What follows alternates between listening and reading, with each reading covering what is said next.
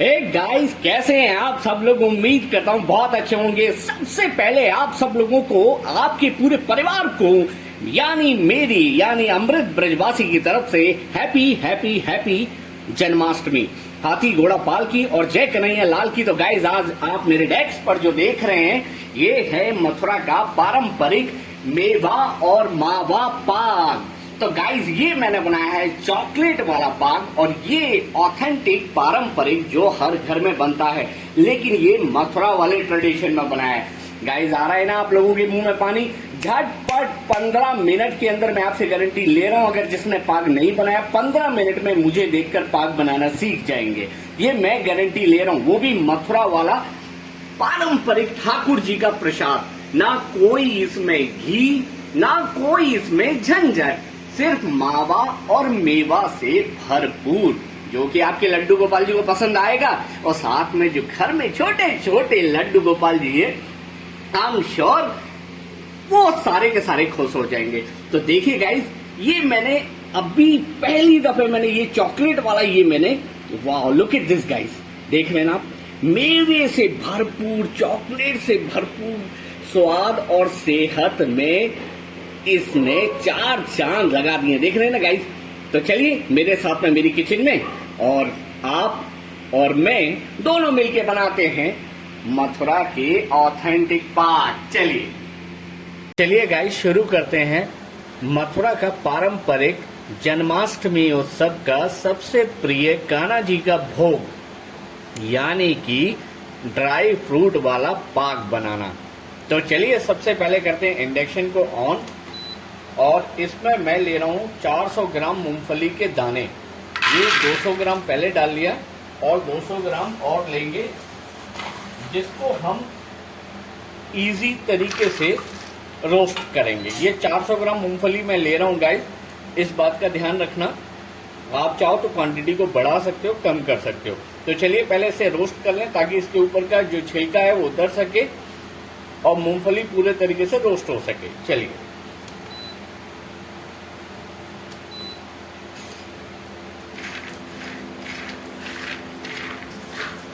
तो गाइस आप देख रहे हैं, लगभग हमारी मूंगफलियां जो हैं वो रोस्ट हो चुकी हैं। लुक एट दिस गाइस, ये देखिए, इजी तरीके से जब इनके ऊपर से छिलका उतरना शुरू हो जाए तो समझ लीजिए आपकी मूंगफलियां रोस्ट हो गई। तो चलिए इसको रखते हैं साइड में। अब नेक्स्ट इंग्रेडिएंट को बड़े गौर से देखिएगा कि हम किस तरीके से कर रहे हैं।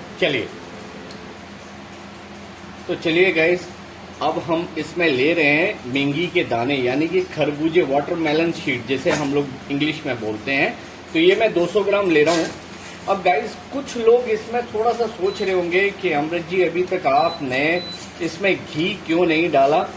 तो मैं काइंड योर इन्फॉर्मेशन आपको बता देना चाहता हूँ कि जो मथुरा के पारंपरिक तरीके से हम पाक बनाते हैं, तो उसमें क्या है, आधे से ज्यादा मावा का यूज करते हैं। मावा इन द सेंस, बहुत लोग खोए के नाम से जानते हैं, जिसे मावा भी कहा जाता है। तो उसमें घी की आवश्यकता बहुत कम होती है, ठीक है ना।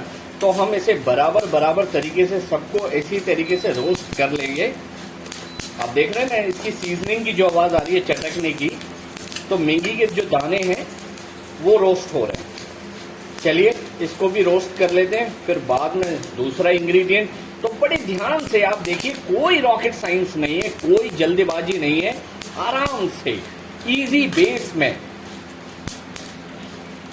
और इन सारी चीजों में आपको घी की कोई आवश्यकता नहीं है, क्योंकि जो पारंपरिक तरीका है पाक बनाने का, वही मैं आज आपको सिखा रहा हूं। तो गाइस आप देख रहे हैं, वाटरमेलन शीड यानी कि खरबूजे की जो मेंगी थी वो रोस्ट होकर कितनी प्यारी हो गई है, मतलब फूल भी गई है और करारी हो गई है। चलिए गाइस, इसको अब हम उतारते हैं। अब नेक्स्ट इंग्रेडिएंट जो डाल रहे हैं उसको देखिए गौर से। चलिए, तो गाइस यहाँ मैं अब ले रहा हूँ करीबन 150 ग्राम काजू और 30 ग्राम के आसपास में बादाम।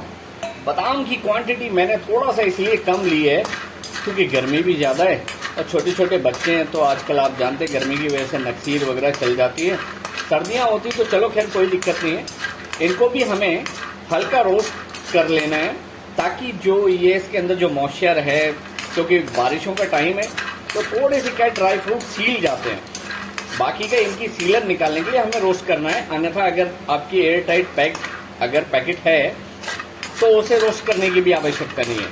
ठीक है ना, बस इसको 1 से 2 मिनट हम रोस्ट करेंगे और फिर उसके बाद में नेक्स्ट इंग्रेडिएंट। तो आप देख रहे हैं ना गाइस, मेरे ड्राई फ्रूट भी यानी कि काजू और बादाम भी पूरे तरीके से रोस्ट हो गए हैं। आप ये देखिए टूट रहे हैं ना आराम से एकदम कड़ाके के साथ में। तो चलिए इसको भी हम उतार लेते हैं और नेक्स्ट इंग्रेडिएंट आप देखते रहिए कि मैं क्या क्या यूज़ कर रहा हूँ।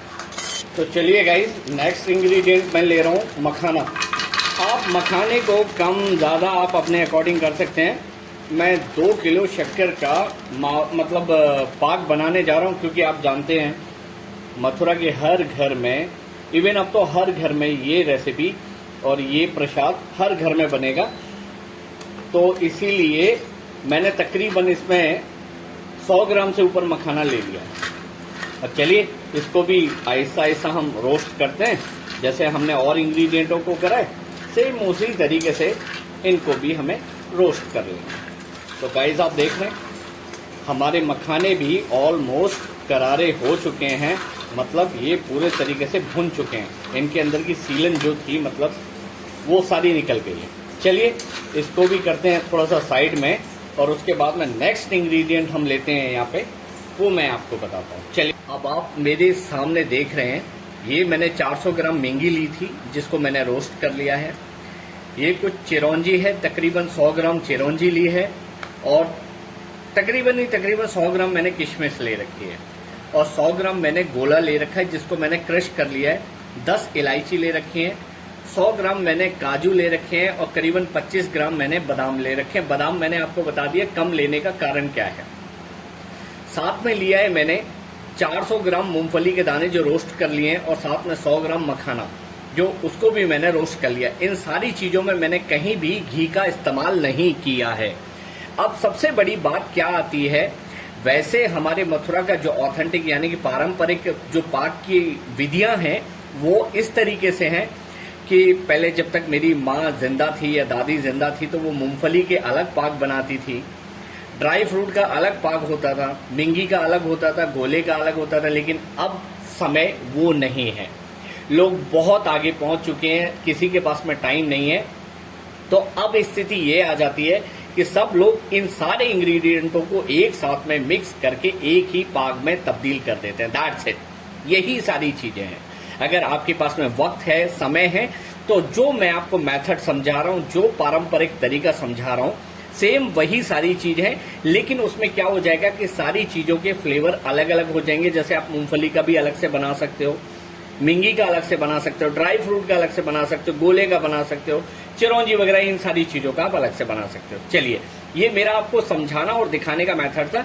अब चलते हैं हम अपनी मावे की तैयारी करने पे, यानी मावे की भुनाई करने पे। चलिए तो चलिए गाइस, अब बारी आती है मावा यानी खोए की। ये मैंने घर का बना हुआ गाय का खोआ लिया है, मतलब मावा लिया है, जो मेरी वाइफ ने दूध से तैयार घर में ही किया था।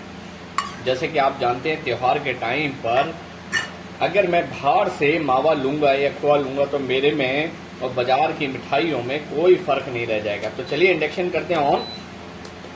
अब मैं इसे बहुत ही मद्दे पर भूनूंगा। चलिए आप बने रहिए और मेथड देखते रहिए कि किस तरीके से मैं मावे की भुनाई करता हूँ। अब घर का मावा है तो आप देख रहे हैं ना कितना येलो है, क्योंकि देसी गाय का मावा है। और ये जो है पूरा आधा किलो मावा है।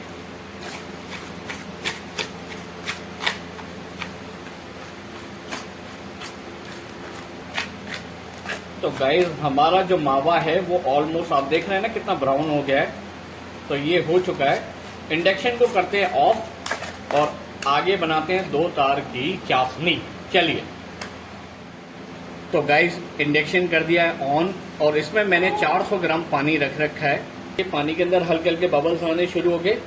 तो ये मैं जो मेजरमेंट करके बता रहा हूँ आपको, तकरीबन 700 ग्राम चीनी एक बार में मैं डाल रहा हूँ। और दूसरा एक और मैं ले रहा हूँ तो मतलब तकरीबन ये 1.5 किलो चीनी हमारी जा चुकी है। चलिए अब इसको मेल्ट होने देते हैं। और जिसको नहीं पता कि 2 तार की चाशनी किसे कहते हैं तो वो ध्यान पूर्वक देखते रहें। मैं दोनों पारंपरिक तरीके आपको बताऊंगा चाशनी के तार को बनाने वाले। चलिए तो गाइज 1 तार की मैं पहले आपको दिखा चुका हूं, आज मैं आपको 2 तार वाली चाशनी बना के दिखाऊंगा। तो बने रहिए और देखते रहिए। तो गाइज 1 तार की हमारी चाशनी ऑलमोस्ट रेडी हो चुकी है, लेकिन अभी हमें 1 तार इसमें और चाहिए। तो हमें 5 से 7 मिनट और वेट करना है और ये लगभग क्या मतलब पूरी तरीके से 2 तार की चाशनी बनके रेडी हो जाएगी। चलिए आप बने रहिए। तब तक हम जितने भी इंग्रेडिएंट हमने लिए थे ड्राई फ्रूट वगैरह को, उसको हम अपने इस क्रशर में क्रश कर लेंगे, मिक्सी का यूज नहीं कर रहे। चलिए देखते रहिए। ये डालिए काजू बादाम, सारी चीजों को हम क्रश कर लेंगे। बस हम उसमें छोड़ देंगे तो वो है किशमिश और चिरौंजी। बाकी के इंग्रेडिएंट सबको हम ऐसे ही अपने क्रशर में डाल के क्रश कर लेंगे। चलिए तो गाइस ऑलमोस्ट हमारी 2 तार की चाशनी बनके रेडी हो चुकी है। मैं आपको चेक करने का तरीका बता देता हूँ। आप 2 उंगली की मदद से इजीली आप इस तरीके से तार खींच के देख सकते हैं। आप देख रहे हैं ना, शायद अगर नहीं दिख रही है तो मैं दोबारा दिखाता हूँ आपको। ये देखने की कोशिश कीजिए, तार बन रहा है, ये देख रहे हैं ना, इसी तरीके से। चलिए चाशनी होगी रेडी। अब मैं इसमें जो मैंने 10 इलायची ली थी उसको मैंने क्रश करके इसमें डाल दिया है। अब बहुत फास्टली काम होगा इसके अंदर। अब हम सबसे पहले इसमें डालेंगे अपना मावा। जो हमने आधा किलो मावा ले रखा है उसको डालेंगे और इनको रखेंगे साइड में। और थोड़ा सा हम करेंगे इसको बंद, क्योंकि चाशनी हमारी ऑलमोस्ट 2 तार की हो चुकी है। तो मावा को इसमें अब मिक्स करेंगे अच्छे से। बी केयरफुली, थोड़ा सा ध्यानपूर्वक काम है। बस यही लास्ट स्टेज थोड़ी सी टफ लगती है, लेकिन कोई भी ऐसा कार्य नहीं है जो कि रॉकेट साइंस हो। तो गाइज हमारा मावा जो है वो इसमें पूरे तरीके से मिल गया है। तो चलिए फटाफट से इसके अंदर मूंगफली है, बादाम है, काजू है और तुम्हारे सारे जो मैंने आपको बताया मखाना वगैरह सब कुछ इसमें मिक्स है, जो मैंने क्रश कर रखा है। क्योंकि यहाँ थोड़ा सा स्टेज जो है वो थोड़ा सा भारी वाला काम है, तो इसीलिए मैं जल्दी कर रहा हूँ। तो आप मेरे को गलत मत समझिएगा, क्योंकि ये सेट होना शुरू हो जाएगा, क्योंकि चाशनी और ये दोनों एब्जॉर्ब होना शुरू हो जाएगी। चलिए साथ में ये हम अब लेते हैं अपने मिंगी के दाने और बचा हुआ मखाने, काजू बादाम, ये सब कुछ इसके अंदर जा चुका है। तो चलिए इसको भी मिक्स करते हैं और आप बने रहिए और देखते रहिए। तो गाइज इसमें हमने काजू बादाम, किशमिश, चिरौंजी और मिंगी दाना और साथ में मखाना सब कुछ हमने कर दिया है मिक्स। अब ये मैं थोड़ा थोड़ा इसे चला रहा हूँ क्योंकि ये सेट होना ऑलमोस्ट शुरू हो चुका है। तो चलिए अब इसे हम प्लेटिंग करते हैं और प्लेट में जमाने की तैयारी करते हैं। ये बहुत फास्टली कर रहा हूँ गाइज, शायद मैं आपको और ज़्यादा इसमें बता ना पाऊँ, क्योंकि मेरा ध्यान फोकस जो है पूरा इस पाक पे है। चलिए बंद करते हैं इसे और इसे करते हैं, थाल को करते हैं ग्रीसिंग। आप इस तरीके का कोई भी थाल ले लीजिएगा या मोल्ड कोई भी हो, आप उसमें ये प्रतिक्रिया करना शुरू कर दीजिए। चलिए तो गाइस ये मैंने घी ले लिया है और मैं फटाफट से अपनी जो प्लेट ले रखी है, थाल जो ले रखी है, इसमें आपको प्लेट नहीं थाल चाहिए होगा जिसके ऊपर पैंदा हो, ताकि आपका जो मिश्रण है बाहर ना निकले। उसे मैं ग्रीस कर रहा हूँ देसी घी से। चलिए गाइस दूसरा भी इसी तरीके से। तो चलिए गाइस फटाफट से हम अपने जन्माष्टमी वाले स्पेशल पाक को प्लेट में डालना शुरू कर देते हैं, क्योंकि ये सेट होना शुरू हो चुका है। आप बने रहिए मेरे साथ में और मैं आपको ये पूरी कतलियां काट के आप और हम दोनों मिलके एंजॉय करते हैं। चलिए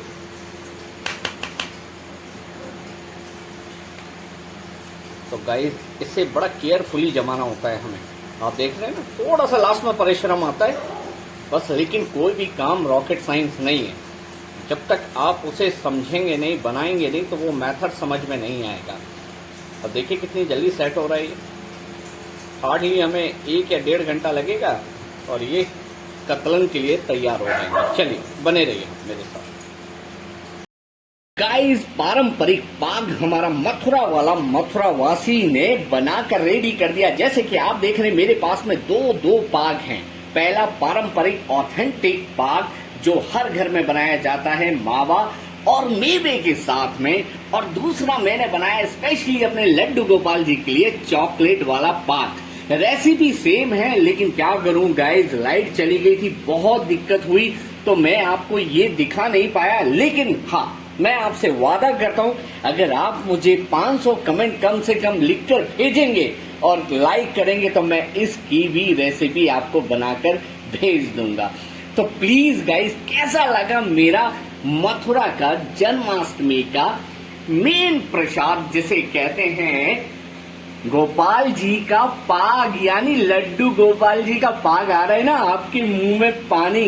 तो गाइस, बांध लो कमर से अपने पटका और घुस जाओ किचन में और बना डालो जैसे मैंने आपको बताया। क्योंकि कोई भी काम मेरे लिए रॉकेट और साइंस, मतलब किचन का रॉकेट साइंस तो है ही है, लेकिन कोई रॉकेट साइंस नहीं है। तो कैसा लगा मेरा ब्लॉग, प्लीज कमेंट करके मेरे को जरूर बताना। आपको लड्डू गोपाल जी की कसम बहुत मेहनत करी है, ठाकुर जी की कसम। कम से कम इस बार जन्माष्टमी पर कम से कम इस ब्रजवासी को एक प्यार भरा लाइक, एक प्यार भरा कमेंट, एक प्यार भरा सब्सक्राइब दे दो यार। लाइफ सेट हो जाएगी मेरी भी, और मैं ठाकुर जी से मैं दिल से दुआ करूंगा कि आप लोगों की बहुत बहुत उन्नति हो। प्लीज प्लीज प्लीज गाइस, एक लाइक, एक कमेंट, एक शेयर। तब मिलते हैं जन्माष्टमी के अगले दिन कुछ नया धमाकेदार लेकर। तब तक आप सब लोगों को, मेरी और मेरी फैमिली की तरफ से आप सब लोगों को और आपकी फैमिली को हैप्पी हैप्पी हैप्पी जन्माष्टमी। जय कन्हैया लाल की, हाथी घोड़ा पाल की।